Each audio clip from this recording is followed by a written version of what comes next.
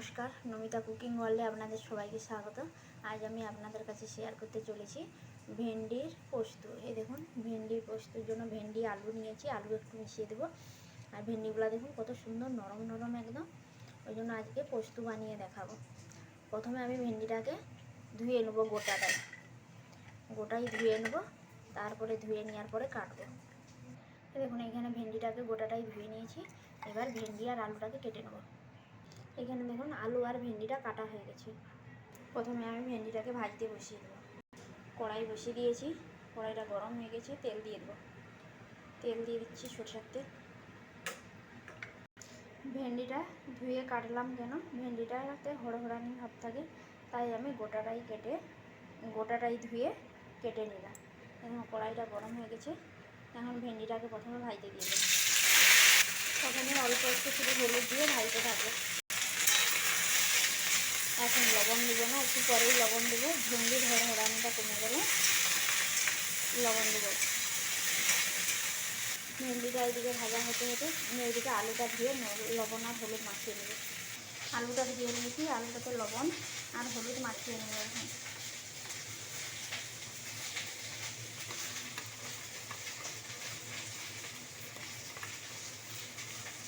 লবণ আর হলুদ মাখানো হয়ে গেছে।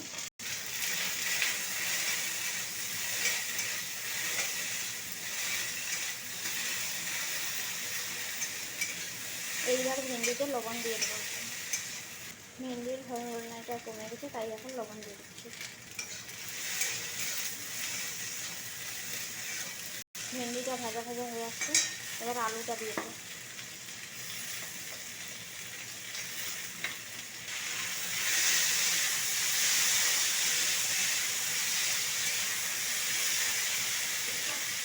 একটুখানি চাপা দিয়ে দেবো। এদিকে ভেন্ডি আর আলুটা ভাজা হতে হতে আমি এদিকে পোস্তটা বেটে নেবো। এই যে পোস্ত নিয়েছি, পোস্তটাকে বেটে নেবো। এখানে দেখুন পোস্তটা বাটা হয়ে গেছে। এদিকে একবার ঢাকনা খুলে দেখি।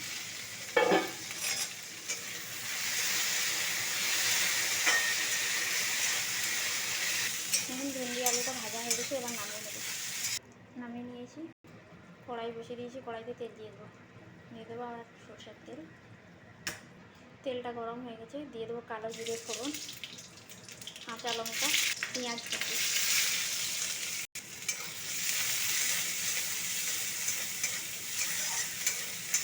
পেঁয়াজটা ভাজা ভাজা হয়ে আসছে, এবার অল্প একটুখানি হলুদ দিয়ে দেবো। পোস্ততে হলুদ না দিলেও চলবে, আমি অল্প একটুখানি দিয়েছি, নামমাত্র একটুখানি হলুদ দিয়েছি।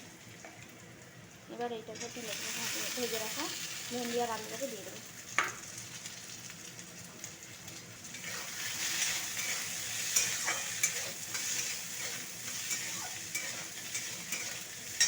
এবার বেটে রাখা পোস্তটাকে দিয়ে দেবো।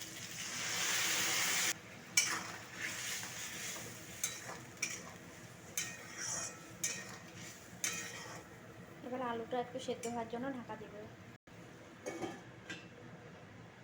ঢাকা দিয়ে 5 মিনিট মতো রেখে দেবো। দেখি পোস্তটা হলো নাকি। এই দেখুন পোস্তের জলটা শুকনো হয়ে গেছে, আর আলুটা দেখি আলুটাও সেদ্ধ হয়ে গেছে। অনেকে বলে ভেন্ডি আর আলু একসঙ্গে দিয়ে দিলে ভেন্ডিটা বেশি ঘাঁটা হয়ে যায়। দেখুন আমার ভেন্ডিটা পুরো গোটাই আছে, কোনো ঘাঁটাই হয়নি। পোস্তটা রেডি হয়ে গেছে, এবার নামিয়ে দেবো। দেখুন আমার ভেন্ডি আলু পোস্ত রেডি। এই ভেন্ডি আলু পোস্ত রেসিপিটা যদি ভালো লেগে থাকে অবশ্যই লাইক কমেন্ট শেয়ার করতে ভুলবেন না কিন্তু। আর আপনারাও বাড়িতে এইভাবে ভেন্ডি পোস্ত বানিয়ে খান, দেখবেন ভাতের সঙ্গে খেতে ভালো লাগবে। নমস্কার।